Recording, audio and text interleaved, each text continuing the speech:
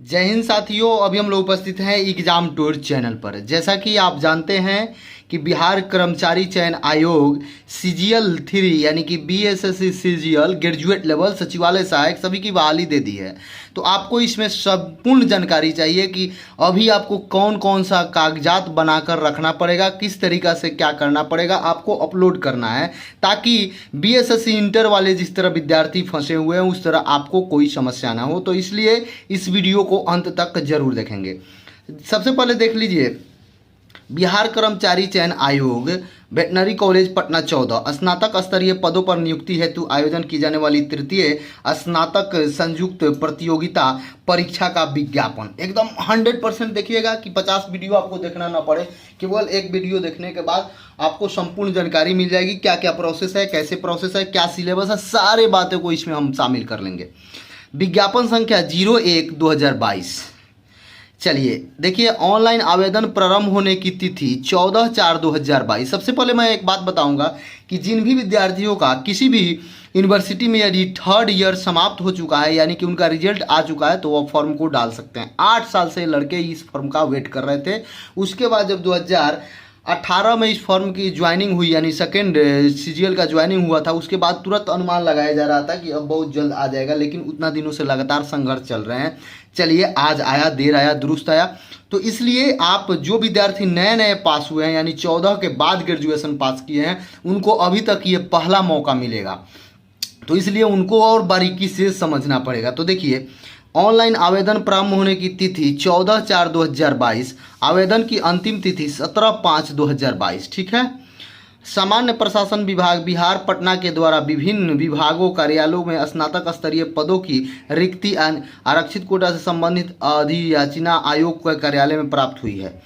अधियाचना अनुसार तृतीय स्नातक स्तरीय संयुक्त प्रतियोगिता परीक्षा के लिए सुयोग्य भारतीय नागरिकों से ऑनलाइन आवेदन पत्र आमंत्रित किए जाने हैं। तृतीय स्नातक स्तरीय संयुक्त प्रतियोगिता परीक्षा के माध्यम से अभ्यर्थी का चयन करने हेतु कोटिवार प्राप्त पद निम्न प्रकार है या निम्न रूप है।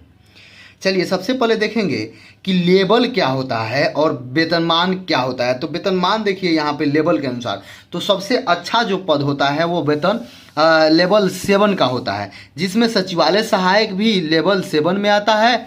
और आप आइएगा तो योजना सहायक भी लेवल 7 में आता है। यदि विभाग की बात करें तो सचिवालय सहायक किस विभाग में, तो सामान्य प्रशासन विभाग में ये लोग कार्यरत रहते हैं। योजना सहायक योजना एवं विकास विभाग में। आगे देखेंगे, मलेरिया निरीक्षक भी लेवल 7 में आते हैं। ये कहाँ रहेंगे, स्वास्थ्य विभाग में। ये सब जबरदस्त पद होता है। तो सबसे पहले हम आपको बता दें लेवल 7 के कौन कौन से पद हैं। इसी में मारा मारी चलता है, तो यही पद है लेवल 7 के। 3 पद दिए गए हैं। एक पद, ये मैं आपसे बता दूं कि पहले मैं बताया था कि 2247 के करीब में पद आएंगे। तो कुछ पद क्यों कम आया है, क्योंकि एक वैकेंसी इसमें ऐड नहीं हुआ है किसी कारण से, एज वगैरह को लेकर कुछ क्राइटेरिया फुलफिल। चलिए, कोई बात नहीं। तो उसके बाद देखेंगे तो ये लेवल 7 के पद हुए। डाटा एंट्री ऑपरेटर लेवल 6 के पद हुआ, वित्त विभाग में रहते हैं ये लोग। और अंगरक्षक यानी कार्यालय निबंधन सहयोग समिति, ये लेवल 5 का पद हुआ। इसी प्रकार अब लेवल 5 लेवल 6 नहीं करना है, जो ये आपका हो जाए वो बहुत ज़बरदस्त है। ये सचिवालय सहायक लोग इसलिए प्रीफर करते हैं, इसलिए इस पर विशेष जोर देते हैं, और क्योंकि उनको पटना में ही रहना पड़े। चलिए देखिए, अब हम आप लोगों को बताएंगे कौन कौन सा कागजात आपको एग्जाम के टाइम से पहले यानी फॉर्म भरने से पहले आपको बनवाना पड़ेगा। तो इसलिए आप इस वीडियो को अंत तक देखें। सबसे पहले देखिए, सचिवालय सहायक के कुल पद की बात करेंगे तो आप लोग देख लें ये 1360 पद है और 27 पद नाती नातिन के लिए यानी पोता पोती स्वतंत्रता सेनानी इन लोगों के लिए आरक्षित है। चलिए, इसी तरीक़ा से सभी आप देख लेंगे। योजना सहायक भी 125 प्लस ये। चलिए आगे देखते हैं। सभी पद को आप देखिएगा तो सबसे ज़्यादा पद सचिवालय सहायक में ही है। और इसके बाद आप आइएगा, देखिए यहाँ पे आर्थिक रूप से कमजोर, यहाँ पे देखिए अनरक्षित पद 558 है। आर्थिक रूप से कमजोर वर्ग के 136 है। पिछड़ा वर्ग के 154 है। अत्यंत पिछड़ा वर्ग के 264 है। अनुसूचित जाति के 201 है। अनुसूचित जनजाति यानी कि एसटी के कोई पद नहीं है, चूंकि अनुसूचित जनजाति के एक भी पद नहीं है। पिछड़े वर्ग की महिलाओं के लिए 47 पद है। चलिए आगे देखते हैं। अब इसमें महिला में देखेंगे तो जनरल महिला के लिए 191 है, जनरल ईडब्ल्यूएस की महिला के लिए 37 है, पिछड़ा वर्ग के महिला के लिए 55 है, अत्यंत पिछड़ा वर्ग के लिए 95 है। इसी तरीक़ा से नीचे महिला लोगों का दिया गया है। चलिए तो देखेंगे योजना विकास जो कि लेवल 7 के पद है, 49 पद है जनरल के लिए, 11 पद है ईडब्ल्यूएस के लिए और 16 पद है पिछड़ा वर्ग के लिए, 25 पद है अत्यंत पिछड़ा वर्ग के लिए, 22 पद है अनुसूचित जाति। इसी तरीक़ा से आपको 125 पद है, महिलाओं के लिए 40 पद है। इसी तरीक़ा से आप देखेंगे लेवल ये तीनों पद बहुत ज़बरदस्त है। उसके बाद आप डाटा एंट्री का देखेंगे, सभी पद को जब आप देखेंगे तो कुल जो आपसे बताया गया है कि कुल पद 2187 पद है। दूसरी बात आपसे बता दें कि आप लोग बोल रहे थे कि कौन कौन सा कागजात बनाना है, क्या हम मुझे क्या क्या, तो इस सारे चीज़ों को यहाँ पे देखेंगे। नोट 1 में ये सब देखना जरूरी है। दिव्यांगता की प्रवृत्ति इस प्रकार दर्शाई गई है। 6 दृष्टि दिव्यांग, DD मुखबाधिक दिव्यांग यानी कि OH चलन दिव्यांग, MD मनोविज्ञान दिव्यांग एवं MD MUD मनोविकार दिव्यांग और बहु दिव्यांग। चलिए देखिए नोट 2 में क्या कह रहा है, उपयुक्त सभी रिक्तियां औपबंधित है जो घट बढ़ सकती है। ये तो सभी विज्ञापन में लिखा जाता है। प्रारंभिक परीक्षा के पूर्व सामान्य प्रशासन विभाग के माध्यम से जिन अधियाचना विभागों के द्वारा संशोधित रिक्तियां अथवा नए पद हेतु रिक्तियां जिनकी शैक्षणिक योग्यता स्नातक स्तरीय होगी आयोग को संसूचित की जाएगी तो उन रिक्तियों को इस विज्ञापन में शामिल कर दिए। एक बात और आपसे हम बता दें कि आप लोग टेंशन नहीं लेंगे, विज्ञापन बढ़ेगी, लगभग 3500 के करीब में जाने की संभावना। ये नहीं 100% मैं नहीं कह रहा हूँ, लेकिन बहुत सारा विज्ञापन अभी इसमें ऐड नहीं हुआ है विभाग से, तो बढ़ सकता है। ये नहीं है कि कम होगा, अभी बढ़ेगा। चलिए आगे देखिए, न्यूनतम शैक्षिक योग्यता की बात करेंगे तो ऑनलाइन आवेदन समर्पित करने की अंतिम तिथि तक अभ्यर्थी को मान्यता प्राप्त विश्वविद्यालय से स्नातक व उपयुक्त तालिका में वर्णित पदों के सामने उल्लेखित न्यूनतम शैक्षणिक योग्यता के उत्तीर्ण होना अनिवार्य है। यदि जो बंधु स्नातक का थर्ड पार्ट का एग्जाम दे दिए हैं लेकिन उनका रिजल्ट नहीं आया तो वो लोग अपने यूनिवर्सिटी से जाकर मिले, बोले कि रिजल्ट घोषित कर दे। अंतिम तिथि से पहले यदि आपका रिजल्ट घोषित हो जाता है तो आप फॉर्म को डाल सकते हैं। ये बहुत 8 साल बाद मौका आया है, यानी कि ये बहाली 14 में आई थी और आज पुनः दिया गया है। तो इसलिए आप सब कोई भी यदि ये मेरे वीडियो को देख रहे हैं तो जो भी स्नातक का बच्चे एग्जाम दे दिए हैं इसमें ज़रूर भाग लें, अच्छा तरीका से तैयारी करके भाग लें। और हम आपसे बात बता दें कि एग्जाम टूर चैनल आपके साथ हमेशा रहेगा। चलिए देखिए आरक्षण में देखिएगा, आवेदन ऑनलाइन आवेदन समर्पित करते समय नियत प्रविष्टि के अधीन इंडिकेट आरक्षण का दावा नहीं करने पर किसी भी परिस्थिति में आरक्षण का लाभ देना ही होगा। जब आप ऑनलाइन भर रहे हैं तो यदि उस समय आरक्षण आप नहीं डालिएगा, किस कोटि से आते हैं क्या है, तो आपको नहीं दिया जाएगा आगे मौका, आप कितना भी करिएगा, कितना भी आप दावा करिएगा। चलिए देखिए सबसे पहले बताया प्रसमान प्रशासन के परिपत्र संख्या 70 दिनांक 11/6/1996 एवं बिहार अधिनियम 15/2003 मूल के अवलोक में राज्याधीन सेवाओं के आरक्षित का लाभ राज्य सूची में मूलवासी को ही दिया जाएगा।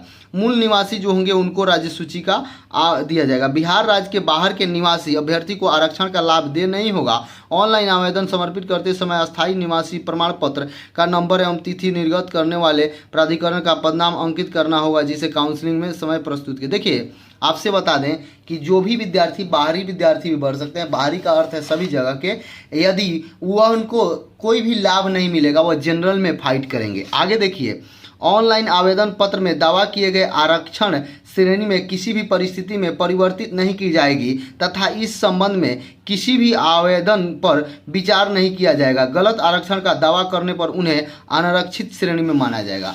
यदि आप गलत आरक्षण की दावा कीजिएगा तो आपको जनरल श्रेणी में माना जाएगा। चलिए आगे देखते हैं आगे क्या है। आगे है अनुसूचित जाति अनुसूचित जनजाति। अनुसूचित जाति अनुसूचित जनजाति के श्रेणी के अभ्यर्थियों के लिए राज्य सरकार द्वारा अधिसूचित सक्षम पदाधिकारी यानी प्राधिकारी द्वारा निर्गत जाति प्रमाण पत्र एवं अस्थायी निवास प्रमाण पत्र मान्य होगा। संबंधित प्रमाण पत्र काउंसलिंग के समय प्रस्तुत करना अनिवार्य होगा। देखिए इस बात को ध्यान में रखिए, वैकेंसी आया है इसमें अनिवार्य दिया गया है, आपको अभी चाहिए और उस समय देना पड़ेगा। पिछड़ा वर्ग अत्यंत पिछड़ा वर्ग तथा अत्यंत पिछड़ा वर्ग के श्रेणी के आरक्षित उम्मीदवारों के लिए अपने अस्थायी आदिवास राज्य द्वारा अधिसूचना प्राधिकरण द्वारा क्रीमी लेयर प्रमाण पत्र मान्य होगा। ऑनलाइन आवेदन समर्पित करते समय क्रीमी लेयर सही रहित प्रमाण पत्र अभ्यर्थी के पास भौतिक रूप से उपलब्ध होना अनिवार्य है, जिसका निर्गत संख्या तिथि ऑनलाइन आवेदन के कॉलम से अंकित करना होगा। पिछड़ा अत्यंत पिछड़ा वर्ग, देखिए ये सब आप ध्यान देंगे, यदि आपके पास नहीं रहेगा तो समस्या हो जाएगा। जिस तरीका से बीएसएससी इंटर लेवल विद्यार्थियों की समस्या हो रही है तो आप इसे रखें। देखिए यहीं से दिया गया पत्र की स्थिति में विवरण पत्र 18B स्वतः घोषित करना होगा। काउंसलिंग के समय उक्त प्रमाण पत्र स्वतः घोषित नहीं करने पर अभ्यर्थी को आरक्षित का लाभ नहीं दिया जाएगा। आरक्षण का दावा करने वाले अभ्यर्थी अविवाहित महिलाओं का जाति क्रीमी लेयर रहित पर उनके पिता के नाम पर एवं उनसे निर्गत चाहिए, न कि उनके नाम पर। देखिए सामान्य प्रशासन विभाग के विज्ञापन संख्या 16/1/14/28/11/2012 के आलोक में नियुक्त पदोन्नति नामांकन की जारी प्रक्रिया के बीच आरक्षण कोटि में सुधार बदलाव नहीं किया जाएगा। देख लीजिए एक बात को, सामान्य जब यानी कि आपका जारी कर दिया जाएगा उसके बाद कोई बदलाव नहीं किया जाएगा। अंततः प्रारंभ में परीक्षा के ऑनलाइन आवेदन के अंतिम तिथि को अभ्यर्थी जिनका श्रेणी में होगा वही मान्य होगा। अंतिम तिथि तक आप जो आवेदन कीजिएगा उसी श्रेणी में मान्य होगा। दिव्यांग अभ्यर्थियों के लिए सामान्य प्रशासन विभाग के संकल्प में ज्ञापन संख्या इतना के समानता अवलोक में दिव्यांग अभ्यर्थी को शैक्षणिक आरक्षण देना होगा अधिसूचना दिव्यांग कोटियों के लिए। देखिए इसी तरीका से सभी को, स्वतंत्रता सेनानी के नाती पोता को देखेंगे तो आपसे बता दें कि उन लोगों को भी 18/2/2016 के अवलोक में ही उनको भी बनाना है। इसी तरीका से आपसे बता दें, थोड़ा सा एज क्राइटेरिया देख लें। एज क्राइटेरिया आप देखेंगे तो अनारक्षित वर्ष, देखिए न्यूनतम 21 साल होना चाहिए। आरक्षित वर्ग पुरुष के लिए 37 वर्ष, अनारक्षित वर्ग महिला के लिए 40 वर्ग, पिछड़ा वर्ग अत्यंत पिछड़ा वर्ग पुरुष महिला 40 वर्ग, अनुसूचित जाति अनुसूचित जनजाति के महिला के लिए 42 वर्ष होना चाहिए। कार्मिक एवं प्रशासन सुधार विभाग के द्वारा ये, तो इसी तरीका से आप लोग अपना जान जाएं। और इसके बाद देख लें सामान्य क्या आपका परीक्षा शुल्क लगेगा। तो सामान्य वर्ग पिछड़ा वर्ग अत्यंत पिछड़ा वर्ग के पुरुष के लिए 540 रुपये, अनुसूचित जाति अनुसूचित जनजाति बिहार के अस्थायी निवासी के लिए 135 रुपया, सभी श्रेणी के दिव्यांग के लिए 135 रुपया, सभी श्रेणी के महिलाओं के लिए सिर्फ बिहार के अस्थायी निवासी के लिए 135 रुपया, बिहार के बाहर के सभी श्रेणी के अभ्यर्थी पुरुष महिला 550 रुपया ये आपका लगेगा। तो इस तरीका से आपसे बता दिया जाएगा। ऑनलाइन रजिस्ट्रेशन करने के पश्चात परीक्षा शुल्क ऑनलाइन पेमेंट गेट इतना पर माध्यम से 14 से लेकर इतना तक किया जा सकता है। तो इन सारी चीज़ों को आप सब जानें समझें, और किसी भी प्रकार का कोई आपको समस्या होगा तो आप ज़रूर कमेंट बॉक्स में कमेंट करेंगे। एक बात और देखें आप यहाँ पे, सामान्य वर्ग के लिए 40%, पिछड़ा वर्ग के लिए 36.5%, अत्यंत पिछड़ा वर्ग के लिए 34%, अनुसूचित जाति जनजाति के लिए 32%, महिला सभी वर्ग के लिए 32%, दिव्यांग सभी वर्ग के लिए 32%। ये क्या है, क्वालिफाइंग मार्क्स दिया गया है, क्वालिफाइंग मार्क्स दिया गया है, जो कि आप इससे कम लाएंगे तो आपका लिखित परीक्षा का नहीं जांच किया जाता है। सामान्य वर्ग 40%, पिछड़ा वर्ग इसी तरीका से आपको लाना होगा, अन्यथा उसमें जांच नहीं किया जाता है। चलिए आगे ये सब आपको हम बता देंगे, तो इसलिए आप सब जुड़कर इस चैनल को ज़्यादा से ज़्यादा शेयर करें। और मैं कोशिश कर रहा हूं कि आप सभी के लिए एक पिछला किस प्रकार का प्रश्न आया था उसको डालने का प्रयास करूंगा। इसीलिए इस वीडियो को यहीं पे समाप्त करते हैं। यदि किन्हीं को कोई समझ में नहीं आया हो तो वह ज़रूर कमेंट बॉक्स में कमेंट करेंगे। जय हिंद, जय भारत।